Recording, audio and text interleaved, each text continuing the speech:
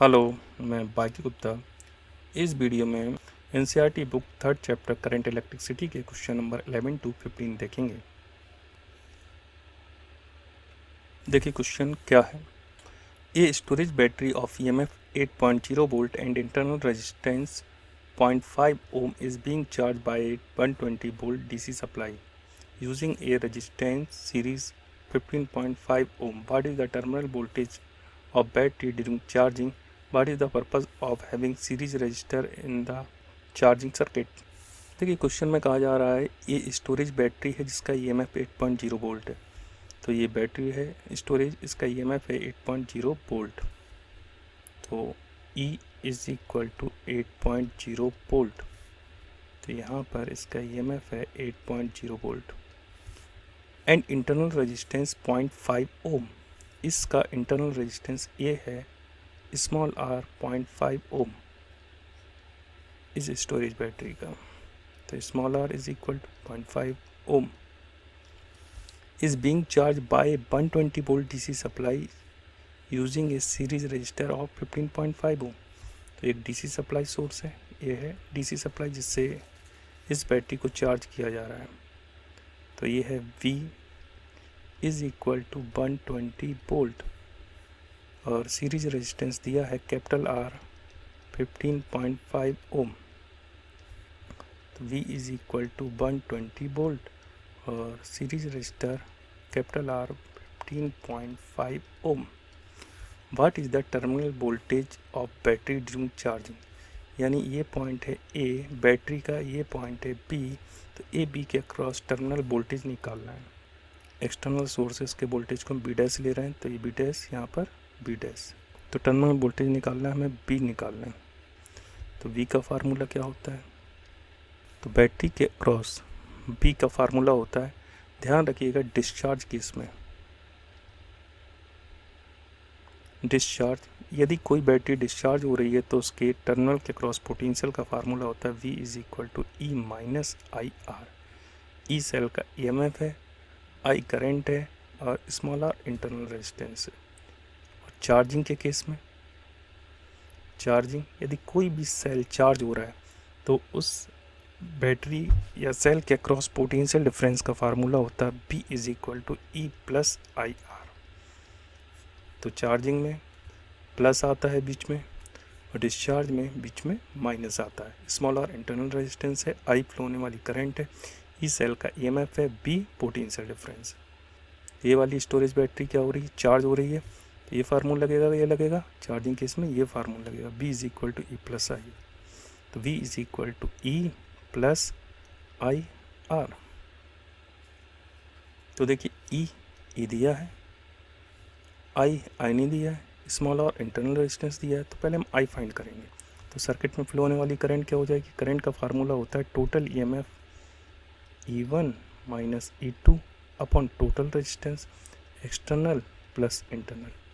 देखिए यहाँ E1 minus E2 क्यों लिया? यदि दो सेल इस तरह कनेक्ट हैं, ये पॉजिटिव है, ये नेगेटिव है, ये पॉजिटिव है, नेगेटिव है, इसका ईएमएफ E1 है, इसका E2 है। तो टोटल ईएमएफ होता है E1 प्लस E2। क्यों? क्योंकि इनकी पोलैरिटी सेम है। तो इसका देखिए पॉजिटिव इधर है, इसका ही पॉजिटिव इधर है। यदि सेल इस तरह कनेक्ट है अपोजिट पोलैरिटी में, ये, तो इसका ईएमएफ है ये E1, इसका पॉजिटिव इधर है, इसका पॉजिटिव इधर है, यानी इससे करंट इधर फ्लो होगी, इससे करंट इधर फ्लो होगी। तो टोटल ईएमएफ हो जाएगा, जिसका ज़्यादा होगा उससे कम वाला सबट्रैक होगा। तो E1 माइनस E2, ठीक है ना। तो देखिए इससे करंट इधर फ्लो होगी और इससे करंट इधर फ्लो होगी, यानी दोनों की अपोजिट डायरेक्शन है। तो टोटल ईएमएफ हो जाएगा E1 माइनस E2, यानी बड़े वाले का ईएमएफ माइनस सेकंड वाले का, छोटे वाले का ईएमएफ। फ्लो होने वाली current I is equal to E1 minus E2। E1 यानी बी डैश कितना है? 120 वोल्ट। तो 120 माइनस E2 यानी इसका ईएमएफ कितना है? 8 volt upon total resistance external कितना है? 15.5 प्लस इंटरनल कितना है? 0.5 ओम। 0.5 ओम।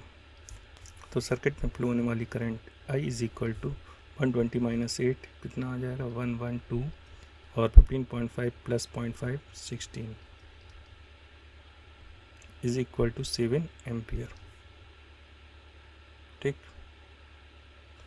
अब इस करंट की वैल्यू हम इधर इक्वेशन में पुट कर देंगे। ये फर्स्ट इक्वेशन है, V इज इक्वल टू ई कितना है 8 वोल्ट प्लस आई हमने फाइंड किया हुआ 7 ampere, internal resistance 0.5 ohm 0.5, V is equal to, तो V is equal to 8 plus 7 5 ज़ा 3.5 आ जाएगा, 0.5 से मल्टीप्लाई करेंगे तो V is equal to 11.5 volt. This is the answer. यानी इस सेल के टर्मिनल के क्रॉस पोटेंशियल डिफरेंस हो जाएगा 11.5 वोल्ट। अगला क्वेश्चन देखिए 3.12, in a potentiometer arrangement a cell of EMF 1.25 volt gives a balance point 35.0 centimeter length of the wire if the cell is replaced by another cell and the balance point shifted to 63.0 centimeter, what is the EMF of second cell? तो देखिए potentiometer है, ये unknown cell लगा हुआ है। Question में क्या कहा जा रहा है, potentiometer arrangement is cell of EMF 1.25 volt. तो एक सेल यहाँ पर कनेक्ट हो रहा है पहले E1। ठीक, तो सेल का EMF E1 कितना दिया 1.25 वोल्ट, बैलेंस पॉइंट दिया 35 सेंटीमीटर, तो लेंथ दी है L1 35.0 सेंटीमीटर। यानी जब हमने यहाँ पर E1 सेल को लगाया और इस चौकी को हम मूव करा रहे हैं कहाँ पर 35 सेंटीमीटर पर, तो गैल्वेनोमीटर में डिफ्लेक्शन क्या आ रहा है 0 आ रहा है। ठीक, ये कहा जा रहा है। If the cell is replaced by another cell, अब हमने E1 को हटा दिया, तो देखिए E1 हटा दिया, अब सेल लगा रहे हैं E2, तो E2 कितना दिया है, E2 इज इक्वल टू दिया है, E2 दिया नहीं है, E2 हमें फाइंड करना है।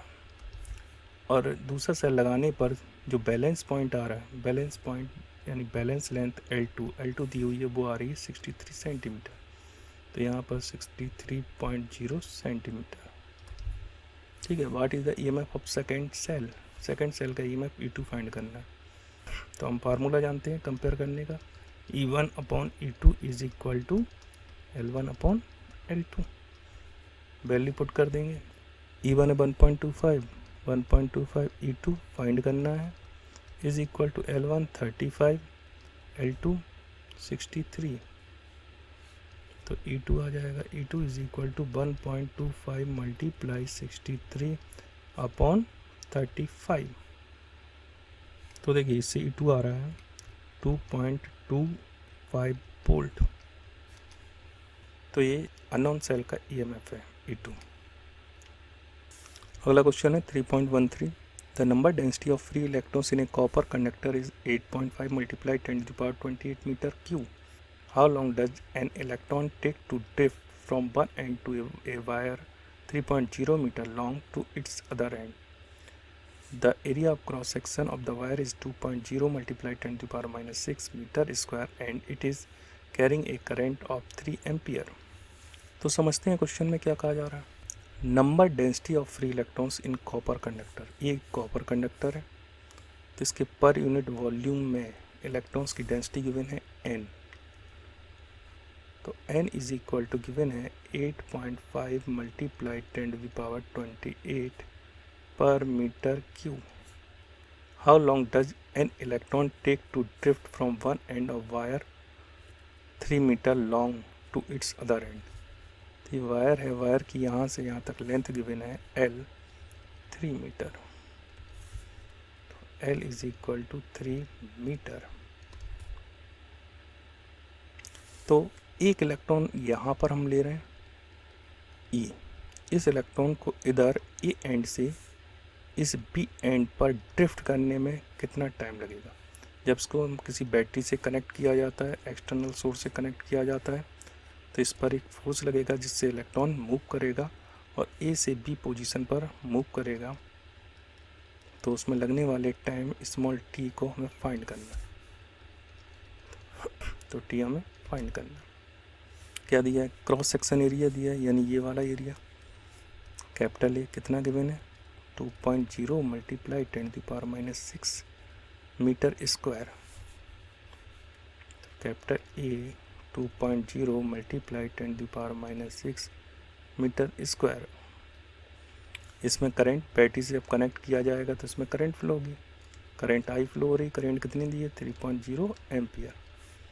Current I is equal to 3.0 ampere. तो देखिए करंट ड्रिफ्ट वेलोसिटी का जो फार्मूला होता है रिलेशन का, वो होता है I is equal to n e b d a. तो आई इज इक्वल टू हो जाएगा एन ई बी डी, यह है speed. Velocity, velocity is equal to होता है speed is equal to distance upon time. देखिए यहाँ से यहाँ तक कितनी डिस्टेंस कवर हो रही? एल, और टाइम कितना लग रहा है? टी। इसको लिख सकते हैं l upon t into a. तो इससे टाइम टी इक्वल टू क्या आएगा? टी इज इक्वल टू आ जाएगा n e l a upon I. तो t is equal to n, density है कितनी है, वैल्यू पुट कर देंगे 8.5 मल्टीप्लाई 10⁻28, ये है एन। ई इलेक्ट्रॉन पे charge 1.6 multiply 10⁻⁻19 coulomb multiply length. तो यहाँ से यहाँ तक कंडक्टर की length L is equal to है 3 metre. L is equal to 3 metre. 3 area, cross section area, cross section area कितना है? A is equal to 2.0 multiply 10⁻⁻6। तो 2.0 मल्टीप्लाई 10⁻⁻6 अपॉन आई। करंट कितनी फ्लो हो रही है? तो देखिए करंट दी हुई है 3 एम्पियर। 3.0 इज इक्वल टू, तो इस 3 से 3 कैंसिल हो जाएंगे, तो आएगा 27.2 मल्टीप्लाई। अब देखिए 10⁻28 इधर है, 10⁻19 है, तो मल्टीप्लाई 10⁻28 और मल्टीप्लाई 10⁻⁻19 और -6 -19 और -6 -25 is equal to 27 multiply 10⁻3 second. तो इसमें हम 60 से डिवाइड कर देंगे तो आ जाएगा 7 hours 33 minutes आंसर है। तो इलेक्ट्रॉन को ए एंड से बी एंड पर पहुंचने में जो टाइम लगेगा वो 7 hours 33 minutes लगेंगे।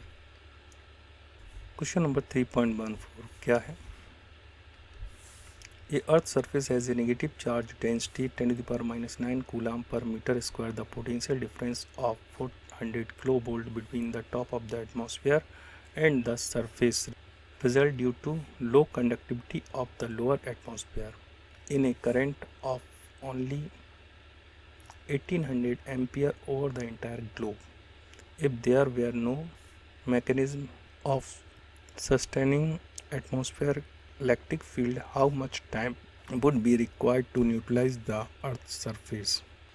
देखिए कुल मिला के कहा क्या जा रहा है उस चीज़ को हम समझेंगे। The earth surface has a negative charge density 10⁻⁹ coulomb per metre square. ये अर्थ है, अर्थ चार्ज डेंसिटी गिवन है, सिग्मा कितनी गिवन है? -10⁻⁹ कूलम पर मीटर स्क्वायर। तो यहाँ चार्ज डेंसिटी लिख लेते हैं, sigma is equal to -10⁻⁹ coulomb per metre square. Potential difference of 400 kilovolt between the top of the atmosphere and the surface. अब देखिए अर्थ का टॉप एटमॉस्फेयर, तो अर्थ की टॉप एटमॉस्फेयर की ये लेयर हो गई, ये लेयर और ये सरफेस, इनके बीच potential difference given. Clear? Potential difference यानी V is equal to given है 400 किलो वोल्ट। तो V is equal to 400 kilo volt is equal to 400 multiply 10⁻³ volt. अब हो क्या रहा है? ये नेगेटिव चार्ज है, ये आउटर सरफेस है, इसके बीच चार्ज का डिस्चार्ज हो रहा है एटमॉस्फेयर के द्वारा इस तरह से, जिससे इंटायर जो करंट फ्लो हो रही है आई है। आई इज इक्वल टू दिया है 1800 एम्पियर। पूरे ग्लोब में जो करंट फ्लो हो रही है तो हमें बताना है अर्थ की सरफेस पर जो चार्ज है उस चार्ज को डिस्चार्ज होने में कितना टाइम लगेगा, हमें टी फाइंड करना है। तो देखिए करंट का फार्मूला होता है I is equal to q upon t. Clear. Charge, तो इस अर्थ के सरफेस पर चार्ज फाइंड कर सकते हैं, चार्ज डेंसिटी गिवन है सिग्मा इक्वल टू होता है क्यू अपॉन ए। ठीक, तो क्यू इज इक्वल टू हो जाएगा सिग्मा ए। तो यहाँ पर टी इज इक्वल टू हो जाएगा क्यू अपॉन आई, और क्यू की जगह क्या लिख सकते हैं, सिग्मा ए अपॉन आई। और सिग्मा दिया हुआ है, कितना दिया हुआ है, 10⁻⁹ इंटू ए। एरिया का फार्मूला होता है 4πr²। अर्थ स्पेरिकल शेप होता है तो 4πr²। अर्थ के सरफेस का फार्मूला हो जाएगा स्पेयर का, इंटू अपॉन करंट कितनी गिवन है, 1800 एम्पियर। 1800 एम्पियर वैल्यू पुट कर देंगे, 10⁻⁹ मल्टीप्लाई 4 मल्टीप्लाई 3.14 मल्टीप्लाई रेडियस कितनी गिवन है। देखिए अर्थ की रेडियस है 6400 किलोमीटर होती है, तो लिख सकते हैं 6.37 मल्टीप्लाई 10⁶ मीटर, तो इसका स्क्वायर अपॉन 1800। तो इसको हम सॉल्व करेंगे तो आंसर आएगा 283.4 सेकेंड।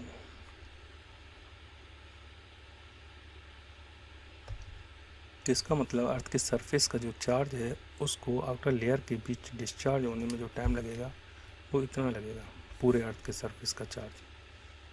क्वेश्चन नंबर 3.15 क्या है, 6 lead acid type of secondary cells, each of EMF 2.0 volt and internal resistance 0.015 ohm are joined in series to provide a supply to a resistance of 8.5 ohm. What are the current drawn from the supply and its terminal voltage?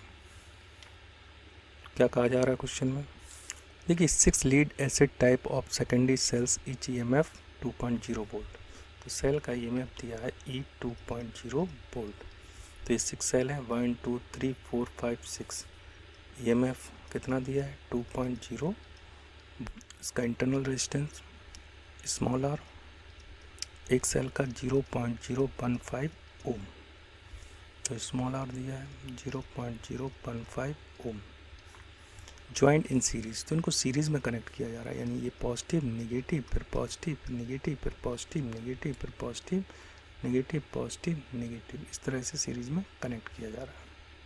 To provide a supply to a resistor of 8.5 ohm, यानी series में connect करने के बाद इनको एक register से connect किया जा रहा है, यह एक्सटर्नल रेजिस्टेंस है R इज इक्वल टू 8.5 ओम।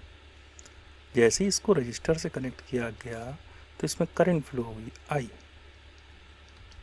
ठीक, तो करंट कितनी फ्लो हो रही है, लेट आई करंट फ्लो हो रही है। एक्सटर्नल रेजिस्टेंस कितना है, ये है 8.5 ohm. What are the, find क्या करना है, what are the current drawn from the supply and its terminal voltage. तो हमें करंट फाइंड करना है, और इसके अक्रॉस ये पॉइंट है, ये बी पॉइंट है, इसके अक्रॉस टर्मिनल वोल्टेज फाइंड करने हैं। ठीक, तो बी फाइंड करना है और आई फाइंड करना है। करंट का फार्मूला होता है I is equal to total EMF upon total resistance. देखिए एक सेल कनेक्ट है तो EMF है E, और सीरीज में N सेल कनेक्ट होते तो EMF हो जाता NE, तो I is equal to total EMF हो जाएगा NE। क्यों, क्योंकि N सेल 6 सेल सीरीज में कनेक्ट है, अपॉन टोटल रेजिस्टेंस यानी external plus internal, internal resistance let R dash. तो देखिए NE अपॉन एक्सटर्नल रेजिस्टेंस R, तो internal resistance small r dash. तो देखिए एक सेल का रेजिस्टेंस है R, N सेल सीरीज में कनेक्ट है तो इसका R, इसका भी R, इसका भी R, इसका भी R, तो इस तरह टोटल इंटरनल रेजिस्टेंस सीरीज में हो जाएगा स्मॉल NR। तो total internal resistance R dash हो जाएगा स्मॉल NR। वैल्यू पुट कर देंगे, कितने सेल हैं 6, एक सेल का EMF E कितना है 2, एक्सटर्नल रेजिस्टेंस 8.5 प्लस 6 N है, इंटरनल रेजिस्टेंस 0.015 ओम। तो ये हो जाएगा 12 upon 8.59 is equal to 1.4 ampere. तो ये हो गई इस सर्किट में फ्लो होने वाली करंट, यही करंट इससे जा रही है। तो देखिए सेल के क्रॉस पोटेंशियल डिफरेंस वही होगा जो इस एक्सटर्नल रेजिस्टेंस के क्रॉस पोटेंशियल डिफरेंस है। तो पोटेंशियल डिफरेंस वी का फार्मूला होता है आई इंटू एक्सटर्नल रेजिस्टेंस। करंट है 1.4 ओम, रेजिस्टेंस है 8.5 ओम, मल्टीप्लाई कर देंगे तो V इज इक्वल टू आएगा 11.9 वोल्टेज। बी में देखें क्या कहा जा रहा है, a secondary cell after long use has an EMF of 1.9 volt and a large internal resistance of 380 ohm, but maximum current can be drawn from the cell. Could the cell drive the starting motor of a car? तो देखिए एक cell है, EMF दिया है E is equal to 1.9 volt, internal resistance small r दिया है 380 ohm. इसको suppose कीजिए एक्सटर्नल रेजिस्टेंस कैपिटल R से कनेक्ट किया जा रहा है, ये कैपिटल R है। करंट का फार्मूला इसमें क्या हो जाएगा, I is equal to EMF upon external resistance plus internal resistance, तो I is equal to EMF। तो देखिए वाट मैक्सिमम करंट कितनी होगी भाई, देखिए इंटरनल रेजिस्टेंस तो फिक्स है 380 ओम, लेकिन एक्सटर्नल रेजिस्टेंस यदि हम R इज इक्वल टू 0 कर दें तो देखिए R की वैल्यू 0 कर देंगे तो R plus capital R plus small r की वैल्यू मिनिमम हो जाएगी तो करंट मैक्सिमम हो जाएगी। तो I max is equal to E यानी 1.9 वोल्ट अपॉन R की वैल्यू 0 पुट करेंगे, capital R 0 plus small r 380, तो I max is equal to 1.9 upon 380 is equal to तो 0.005 एम्पियर। तो ये हो जाएगी इसमें मैक्सिमम करंट जो फ्लो हो रही है। ध्यान रखिएगा मैक्सिमम करंट तभी होगी जब एक्सटर्नल कोई रेजिस्टेंस कनेक्ट नहीं होगा। Could the cell drive the starting motor of a car. अब देखिए इसमें मैक्सिमम करंट 0.005 एम्पियर आ रही है, ये करंट बहुत कम करंट है, इतनी करंट में तो मोटर स्टार्ट होगी नहीं, समझ रहे हैं ना। तो लार्ज करंट की रिक्वायरमेंट होगी, तो इस करंट से मोटर स्टार्ट नहीं किया जा सकता। तो नेक्स्ट वीडियो में हम क्वेश्चन नंबर 16 to 20 क्वेश्चन देखेंगे NCERT के। वीडियो पसंद आया हो चैनल को लाइक कीजिए, सब्सक्राइब कीजिए और अपने फ्रेंड्स को शेयर कीजिए। मिलते हैं नेक्स्ट वीडियो में।